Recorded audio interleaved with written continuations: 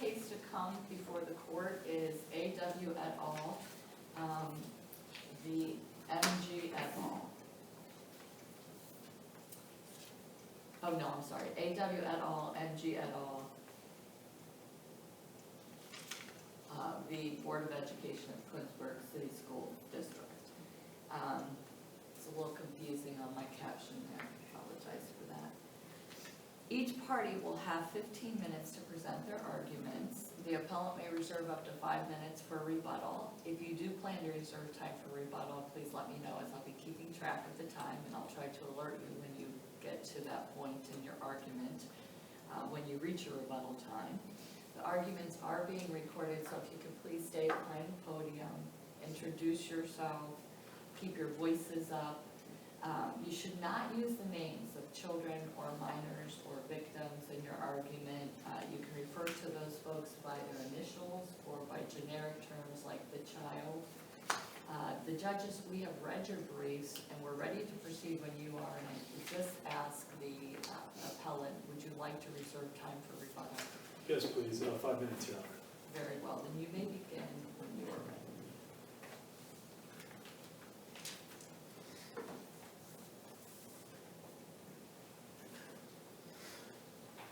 May it please the court. Good morning, judges. My name is Merle Shoemaker, and I represent the appellant in the Twinsburg City School District Board of Education in this appeal. The singular issue presented here is whether the district is entitled to immunity pursuant to Ohio Revised Code, Chapter 2744. More specifically, the issue is whether the exception to political subdivision immunity set forth at 2744.02b applies in this case. The district maintains that 2744.02b does not apply and respectfully submits that the trial court erred in denying the district's motion for judgment on the pleadings.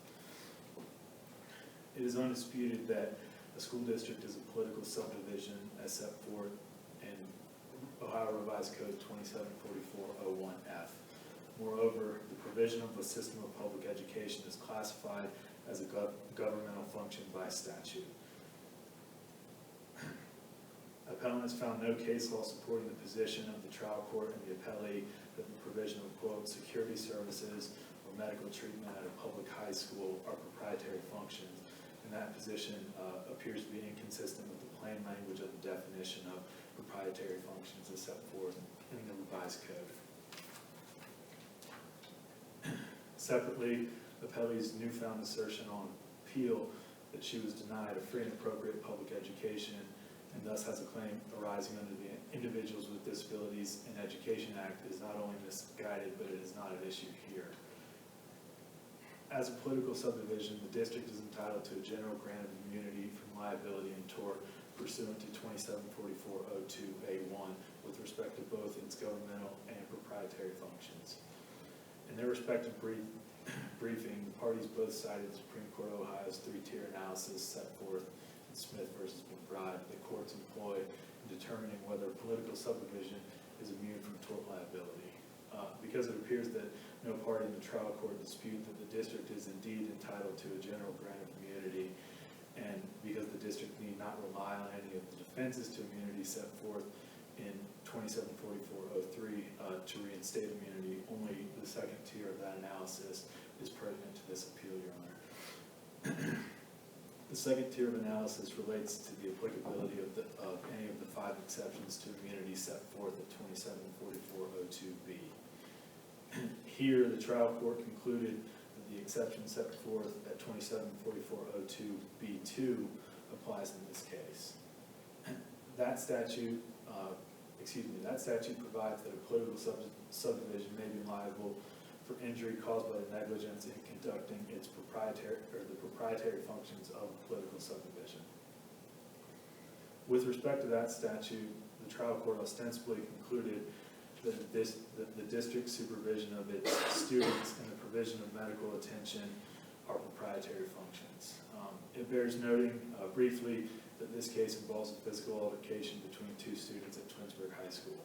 In her complaint, appellee alleges that the district negligently and recklessly failed to exercise control of the student and to render subsequent medical care. On appeal, appellee characterizes these types of conduct as security services and medical treatment, and alleges that these are proprietary functions, yet appellee's reply brief doesn't cite any authority for that position. Although from another district, appellant notes that the Second District Court of Appeals has considered a very similar issue, at least with respect to security services, in Craycraft versus Simmons, which is 2011 Ohio 3273, and the Second District Court of Appeals there held the opposite. There, the court expressly held that the provision of school security for public school students on school grounds is a governmental function. In fact, the court noted, quote, that maintaining order and security in the classroom and on school grounds is an integral part of providing a system of public education. In the court's view, quote, providing school security and related tasks cannot be separated from the provision of a system of public education. And although Craycraft dealt with security rather than the provision of medical treatment, the analysis, we believe, is equally applicable. The provision of medical treatment to a student at a public school cannot be separated from the district's provision of a system of public education, which by statute is defined as a governmental function. Appellant would also argue that the trial court's ruling is inconsistent with the plain language of the statutory definition of proprietary functions as set forth in 2744-01G. As this court is aware, unless a proprietary function is identified under the enumerated list in 2744-01G2, a proprietary function or a function must meet both of the requirements in G1A and G1B to be considered a proprietary function. Counsel, was there any allegations that the lack of defending, protecting the appellee and or the lack of medical attention was reckless or intentional, or any, were those in the complaint? Sure. Those allegations? Yes, Your Honor. In the complaint, the appellee alleged, or the plaintiff therein alleges that the district recklessly disregarded, I guess, to treat the student. So why do we have to look at proprietary? Because even a governmental function, you can't just intentionally or recklessly or whatever just injure somebody. Your Honor, our position in this appeal is that under 2744-02B, there's not a specific exception for reckless conduct. So I believe perhaps what you may be referring to are the defenses to the immunity set forth in 2744-03, which I believe subsection 6B discusses a political subdivision may assert as a defense that the employee's acts or omissions were with malicious purpose or in bad faith or in a wanton or reckless manner. No individual employee was named as a defendant. So the employees were not named, only the school district? Yes, Your Honor. We have some case law with other political subdivisions, like jail or prison, where medical care is considered a governmental function.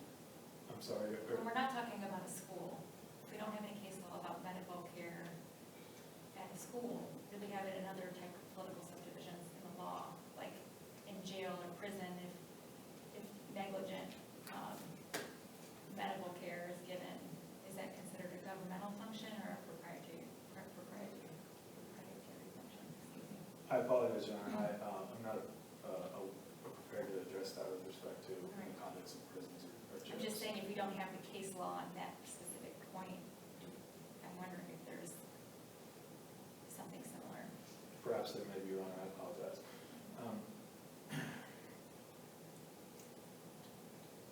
And regarding the appellee's assertion in her appellate briefing that she was denied a free and appropriate public education, the appellee did not assert a cause of action in her complaint for denial of FAPE. The appellee's allegations that she was not provided her schoolwork and her grades suffered because of that are not independently sufficient to support a claim for denial of FAPE. must exhaust her administrative remedies before seeking redress with respect to that cause of action. There's no allegation in the complaint that the administrative remedies were exhausted. As such, the district respectfully submits that the appellee's assertion regarding denial of faith is an insufficient independent basis to uphold the decision of the trial court. And the district respectfully requests that this court reverse the decision of the trial court in denying its motion for judgment on the pleadings. Thank you. Thank you. You will have your full 5 minutes for rebuttal. And you may proceed. Come over to the podium.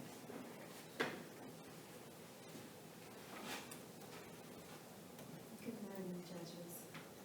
I will be honest, I don't have my counsel here. I'm in the process of actually looking for another counsel. I have MS and I end up getting sick, so I can just tell you, I am her mother, AW's mother. I can tell you exactly what happened that day.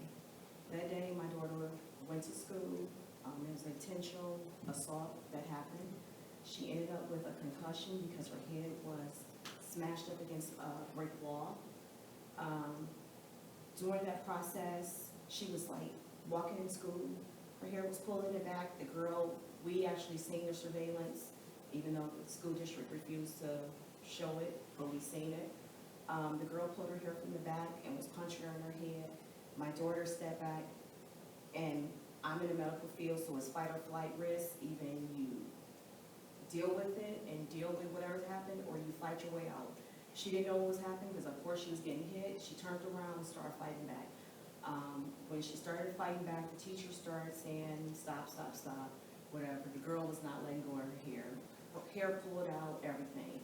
And like I said, with her taking her hand, having her hair, she bashed her head up against the brick wall. During this whole process, she had her head hit multiple times. She is now on lifelong Topamax from this incident.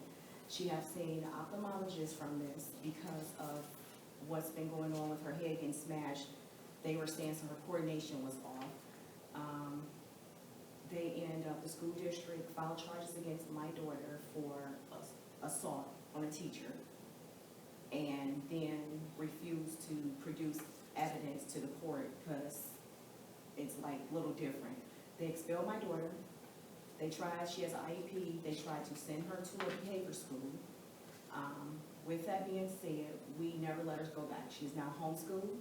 I have a fear of even putting her back in school. She graduates next year. I cannot wait. I have a 6-year-old. She does not go to the school district. We still live in the school district, but I pay for a private school because I'm like, I have no trust with the school district. So with that being said, during that process, even knowing that her head was bashed up against a brick wall, they never sought care. They called me while I was at home, me at work, told me that she was in a fight, told me the incident, and I was like, and they told me she was up for expulsion. And I'm like, well, why would she be up for expulsion? She's the victim. And they said, well, she's up for expulsion because the teacher's saying she hit him. And I'm like, as a mother, you know your kids. No. I'm like, I know my daughter. And I'm like, I just don't believe that. We end up, my mother picked her up because, like I said, I'm in medical field. I cannot leave my patients. When my mother picked her up, the first thing she said is my head hurts. She was like, did you notify them? Yes. Never seen a nurse, never seen anybody. My mother thought she was just hungry, so she went and got her something to eat. She ended up with vomiting that same day within 24 hours. Anytime you have vomiting with a head injury within 24 hours, it's either a brain bleed or it's a concussion. And she was sent to the emergency. When I got rushed home and sent her to the emergency. So this is what we're dealing with. And that's why I say the school did not seek care for her. If a medical professional would have seen that she got hit in the head, then they would have knew, get her to the emergency immediately, not let her sit in the office and wait for somebody to pick her up. But then the teacher went to the nurse and went home because he said that he got kicked. But he was able to see the nurse. What was that last statement you made? The The teacher said he teacher- got kicked. He got kicked and he was able to seek care and go to the nurse and they Oh. sent him home. But my daughter, she didn't see anybody until we got to the emergency. And as soon as they did that, that's when it was a head injury. They did the protocol. They got her head CT. They were just like, Gratefully, it's not a head tumor, man, that's everything. Gratefully, it's not a brain bleed, but she has a concussion. And she was in volleyball, she is out of volleyball because of this whole incident, because she's at high risk now. So my daughter does not play sports now. So all of this is, because we haven't actually had any hearings or any presentation of evidence in this case, but I assume, and we will look at the complaint that was filed, that all of these things that you're telling us today are allegations in the complaint. Yes. Thank you.